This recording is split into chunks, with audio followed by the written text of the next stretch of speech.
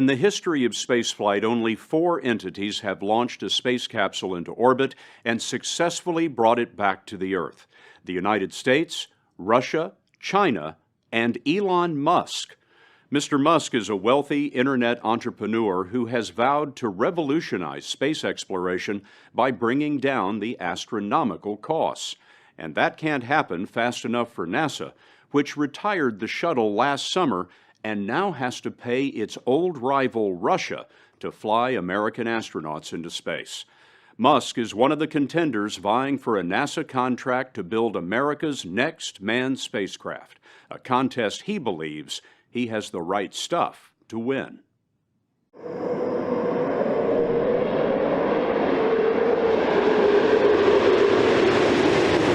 When the final shuttle mission ended last July, for the first time in 3 decades, the United States had no way to launch astronauts into space. It was the end of one era and the beginning of another. Instead of NASA designing the next manned spacecraft, the White House decided that private industry should design, build, and fly it, opening space to commercial development. One of the companies vying for that contract is SpaceX.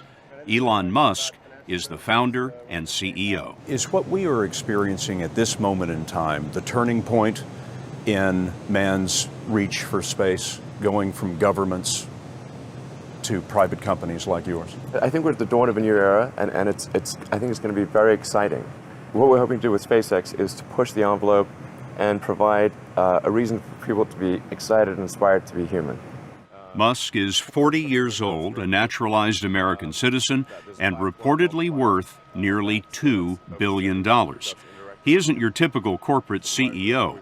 As a teenager, he wrote computer games in his native South Africa before immigrating to the U.S. and to Silicon Valley, where he was one of the most successful internet entrepreneurs, the co-founder of PayPal. Ladies and gentlemen, Mr. Elon Musk! Despite a chorus of skeptics, Musk built a car company called Tesla that turns out 5,000 high-end all-electric cars a year. Another Musk company sells solar power systems. But his lifelong passion is space. And when eBay bought PayPal in 2002, Musk started looking for ways to launch his new fortune into orbit. I went to Russia to look at buying a refurbished ICBM, which is a very trippy experience. It was very bizarre. And when I tell people that, they're like, what? Musk made 3 trips to Russia trying to buy an intercontinental ballistic missile called the Dnieper. His plan was bizarre: put a greenhouse on the rocket, land it on Mars, and beam back the pictures. It'll get people really excited, and that would recharge human space exploration. That was my original idea. You just wanted to get people interested in space again? Yes, yes. Capture the imagination? Yes, that was the idea. Turns out the Dnieper was so expensive, his idea never flew. So Musk decided that the only way to get an affordable rocket was to build it himself. And he started SpaceX. The odds of me coming into the rocket business, not knowing anything about rockets, not having ever built anything, I mean, I would have to be insane if I thought the odds were in my favor. Why even begin? When something is important enough, you do it even though the odds are not in your favor. How much of your personal fortune have you poured into this?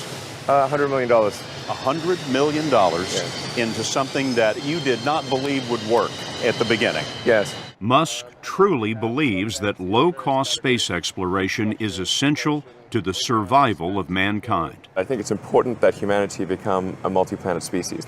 I think most people would agree that a future where we're a spacefaring civilization is inspiring and exciting compared with one where we are forever confined to Earth until some eventual extinction event. You know, that's really why I started SpaceX. SpaceX is housed in a sprawling factory near Los Angeles where fuselages for Boeing 747s used to be built. From its beginning 10 years ago, its goal has been revolutionary change in rocket and spacecraft manufacturing. Now, tell me, what's that big piece right up there? That's the second stage of a Falcon 9 rocket. Instead of multiple companies building parts all across the country, SpaceX builds most of its rockets and spacecraft in-house, based on Musk's belief that it's more efficient and lowers costs. 1,400 engineers and skilled technicians work here, building engines, rockets, space capsules, creating mostly from scratch the thousands of components that are the guts of a rocket. So what that means is raw metal comes in, and then we build the engines, the airframe, the electronics, and we integrate all of that together. And that's all done more or less under one roof. Metal comes in one end of this factory. Yeah. Spaceships come out the other. Yes. Final assembly takes place at the Cape Canaveral launch pad.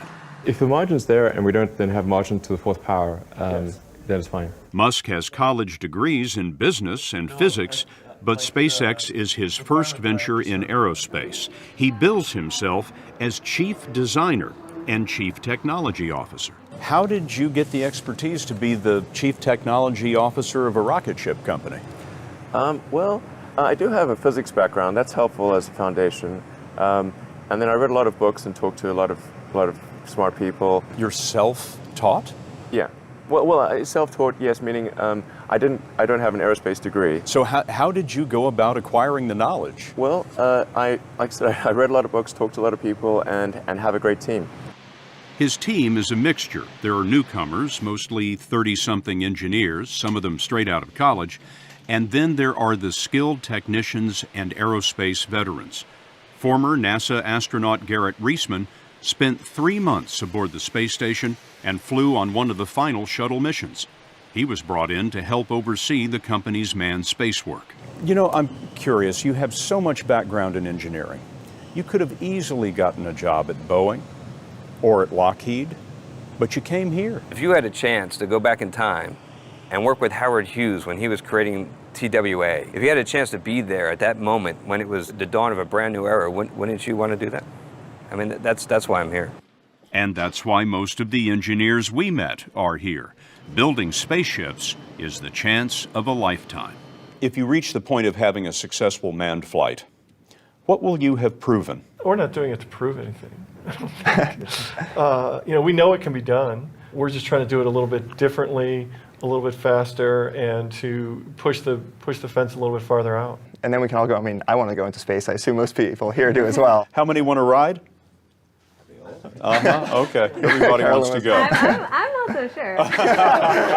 First stage engine sequence initiated. 3, 2, 1. 4 years after starting, SpaceX rolled out its first rocket, an unmanned booster called the Falcon 1. Falcon has cleared the tower. But the first 3 test flights failed to reach orbit. We are hearing from the Launch Control Center that there has been an anomaly on the vehicle. When you had that third failure in a row, did you think, I need to pack this in? Never. Why not? I don't ever give up.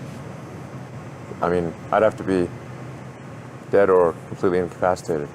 It turned out that the third failure was caused by a 2-second glitch in the timing.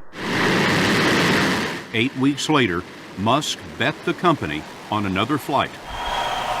We have liftoff. And this time around, everything worked. Perfect. If that fourth launch hadn't worked, that would have been it. We would have not had the resources to mount a fifth. You couldn't have gone out at that point. Yes, death would have been, I think, inevitable because we did not have the resources to mount a fifth launch. This is a tricky business. Tricky. Yeah, I wish it wasn't so hard. The story will continue after this.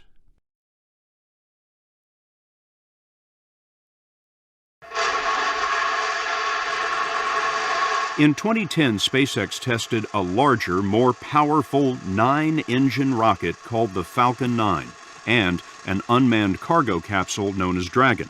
It was the first privately developed rocket designed to carry cargo and eventually astronauts to the space station. MVAC ignition confirmed. 3.2 kilometers per second. In its first test flight, the Dragon capsule performed flawlessly, orbiting the Earth twice before splashdown in the Pacific, the first time a private company had launched and recovered its own spacecraft. And this is a historic spacecraft. Yeah, it is, yeah. We came across the Dragon capsule while Musk was showing us around. You know what I noticed about your cargo ship is that it has windows. Yeah, absolutely. The windows are there in case there's an astronaut on board who wants to look up. But people don't put windows in cargo ships. That's right, exactly. So what that tells me is that this was never intended to be only a cargo ship. No, the Dragon was always designed to carry astronauts. Musk says a manned version of the Dragon capsule will be safer than the space shuttle and a lot cheaper. Engineers are already designing escape rockets, life support equipment, and computer guidance systems. They were studying seating for 7 when we were there. Do you believe that your rocket will be the next American rocket to take an astronaut into space? I believe that is the most likely outcome, yes. That sort of confidence has not exactly endeared him to the space establishment or to his competitors. There are people who've been in the rocketry business for decades who say about you that you don't know what you don't know. Well, I suppose that's true of anyone. How can anyone know what they don't know? But when critics say you can't do this, your answer to them is, we've done it. He's done it in partnership with NASA, which has given SpaceX technical advice and a contract worth up to $1.6 billion, mostly for 12 cargo flights to the space station. But SpaceX's lack of experience bothers some NASA legends like Apollo astronauts Neil Armstrong and Gene Cernan. They've testified to Congress that the Obama administration's drive to commercialize space could compromise safety and eventually cost the taxpayers. Now is the time to overrule this administration's pledge to mediocrity. You know, there are American heroes who don't like this idea. Did you expect them to cheer you on? So they're hoping they would.